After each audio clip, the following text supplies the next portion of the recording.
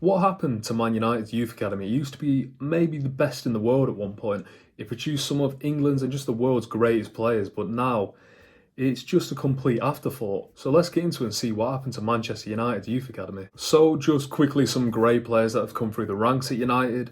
You've obviously got the class of '92, the Giggs, the Scholes, the Nicky Butt, the Gary and Phil Neville. You've got the David Beckham, and obviously later on you've got the Wes Browns, you've got the John O'Shea's, you got the Darren Fletchers, and there are just so many players, especially under Alex Ferguson, who just were fantastic for the club. But now you're looking at it, the list is getting a lot shorter because, of course, Marcus Rashford is still playing and he came through. Of course, Alejandro Garnacho is playing at a high level at the moment and he's come through. But you're looking at there's not too many players compared to other clubs around the world. And it's a bit confusing because you'd think Man United would have just a grasp over Greater Manchester to start with because they should have a head start on Man City, which they don't seem to have at the moment. But just to be in the league with a Chelsea, an Arsenal, a Liverpool, and Newcastle in the northeast, and they're just not at the moment. So what has happened? Because it's not like there's a lack of quality in the northwest, especially Greater Manchester. Because if you're looking at Man City's academy, who they're bringing through someone like Rico Lewis. They're bringing through someone like Cole Palmer, who's now tearing up for Chelsea from Wythenshawe, South Manchester. Bringing through, obviously, Phil Foden. He's one of the best players in the world, probably now from Stockport. James McAtee, I think, is fantastic. He's from Salford, nearer to Old Trafford. And you're looking at these, I think, one, a lot of these players probably are Man United fans.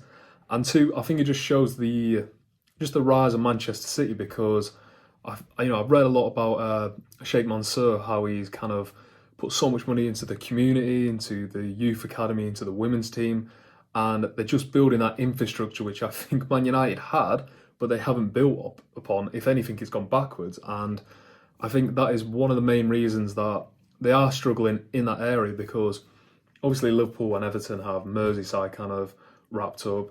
Then Man City have a lot of Greater Manchester locked up basically, and I think it's a case where United are going abroad to get these players like a Garnacho, and I think it's a case where they're not getting these young, hungry Manx basically who used to play for them because if you compare it to the class of '92, you had obviously Gary Neville and Phil Neville from Bury, local lads, Man United fans. You had David Beckham, Man United from London. You had Nicky Butt from Manchester. Ryan Giggs, I believe, was from Salford or Wales, but then moved to Salford. And they're all local lads that grew up with the culture of the club. And, it showed on the pitch, really. But I think, unfortunately, and this is the case with a lot of the problems at Man United, they don't have Alex Ferguson because and David Gill in the 90s and the early 2000s just ran United so well. And everything just went through, mainly Ferguson, but obviously Gill as well. And I think it's a case where, to go back to the class of '92, because obviously that is the headlines, they won the league. And if you look at it, I think they respected Ferguson so much, they just did not want to get out of line. And unfortunately, with Ferguson leaving, nearly a decade ago now, I believe, it's not the same, is it? Because they don't have that intimidation. They don't have that, other than their actual parents, the father figure in the club to pull them back, go, you don't need to be getting these Bentleys at 17, you don't need to be going to the club every night, and you can have that person who's telling you to focus on your career, really. And I think that is a case what many players don't have at United anymore. And I think, unfortunately, without Alex Ferguson, over the last decade, they've had 5 managers now with Ten Hag, and with that constant change of just the culture. And unfortunately, I think with teams like Chelsea, for example, who have a fantastic youth academy down in London, their culture is just winning. Well, it used to before Todd Bowley came in. But with Abramovich, regardless who the manager was, it was win as many trophies as possible. And I think that was drip fed down into the youth academy systems that, if you look at the Chelsea youth academy systems, with Tammy Abraham, Dom Solanke, Ruben Loftus-Cheek, Jamal Blackman, the keeper, if any of you know, all those players, they won the FA Youth Cup so many times during that period. And I think that was just the culture around the squad. Whereas Manchester United, I think you just look at it and it's completely different because you have Van Gaal who's trying to bring in a very technical, Dutch approach, basically, which I think nearly worked with their academy system because I thought he brought out the best in a lot of the players. I believe Rashford got his start under Van Gaal. And then you move to, obviously, Mourinho, and then you got Solskjaer, and it's just complete change. And it's trying to win without youth players, but then it's bringing the youth players in, and then it's just switching all the time. And I think that's really, it harms the youth product basically, because you have players like James Wilson, who is playing in the lower leagues now. Everyone, I think a lot of people remember him when he burst onto the scene. He scored 2 goals in his debut, and then you hear nothing about him. Whereas I think under maybe a coach like Van Gaal, or at least Ferguson when he was there, he might have got more time to, go on a few loans, get some experience, and then kind of break his way into the first team. Whereas it seemed like they washed their hands of him fairly quickly. He went to Brighton, and then it just seemed like they sold him to a championship club, really. But I actually think at the moment, Erik ten Hag is probably the closest thing that they're going to have to getting back to their best academy, because ten Hag has actually said it in the Manchester Evening News that he wants to get Manchester United back to where they belong, basically. He says the final responsibility lies with me, which means he's going to have a lot of say over the decisions. Some would argue that's not great to see with his transfers at the moment, but then you look at his track record at Ajax, and he brought in players like De Jong, De Ligt, you got Van der Beek, and if he can produce a team even half of what Ajax had at that time, then it'll be a quite successful youth academy for them. And you look at, he's trying to bring through players like, obviously Garnacho, but he's, a very promising lad. You got the 18-year-old lad, Kobe Mainu, and I believe he's from Stockport, so, a local lad. And as much as, I don't love Man United, it's good to see young lads getting a chance for, top clubs in the league. And I think Ten Hag, along with Nicky Butt, who is the head of the academy, it sounds like they're trying to get it, obviously back to what it was. And Nicky Butt himself said that the United Academy has fallen behind, and they just kind of assumed top players would just go to Man United because it is Man United. However, as we all know, Man United is not the same United team from the 90s and the 2000s, even the 2010s, really. And I think the allure is just completely going with time because, one, I think kids actually might grow up supporting City nowadays in Manchester instead of United. And two, I just think if you are a 13-year-old player, it's not the days where you were born in Manchester, so you probably have to play for one of the Manchester clubs if you were good enough. There's so many areas that you can go to. You can go stay with, I believe they call it digs, where you stay with a family who look after you for the club, basically. And even Chelsea, they get around this because if you're under 14, you have to be within 90 minutes of a training ground for a Cat 1 club in the Premier League.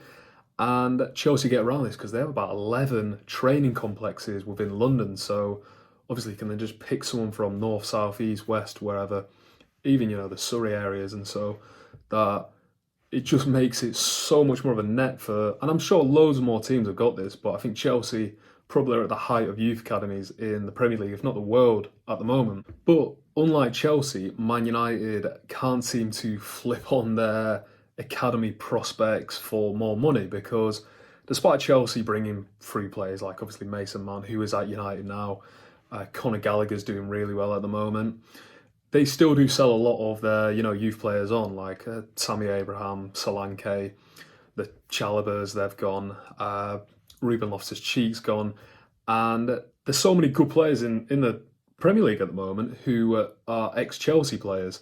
And if you are looking at it, Chelsea have actually raised, in the last 10 transfer windows, January and summer combined, so 10 years, €348 million selling the youth academy players.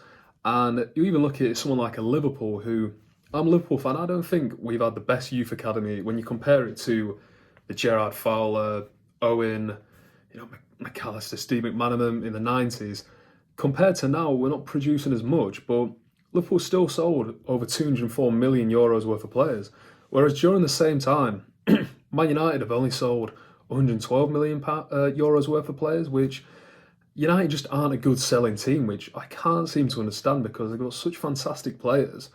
They just can't seem to sell them on at the right time because Obviously, we saw it with a Paul Pogba the first time going to Juventus because I don't think Ferguson wanted him to, offer him a new contract 'cause he was demanding too much wages.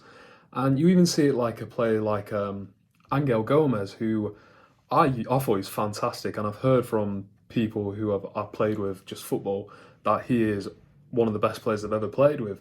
Yeah, he went to Lille for quite a small fee compared to, if you look at it, Chelsea selling Tammy Abraham for 41 million, Tomori for 31 million, and Man United just can't seem to flip these players on. Even Alanga at the moment for Forest, he only got sold for about 17.5 million euros. I mean, you look at him, when you look at him compared to someone like Anthony, who cost over 80 million, you look at Alanga, he probably is as good as him, yet they couldn't even get 25, 30 million out of, which is just mind-blowing, really. I just think one thing to really sum it up is, I think back in the 90s when the class of 92 was, happening, it seemed to be an honour for the players to play for Man United. Whereas I think nowadays, because there's so much money in the game, I think it seems to be an honour for the club to have a player, really.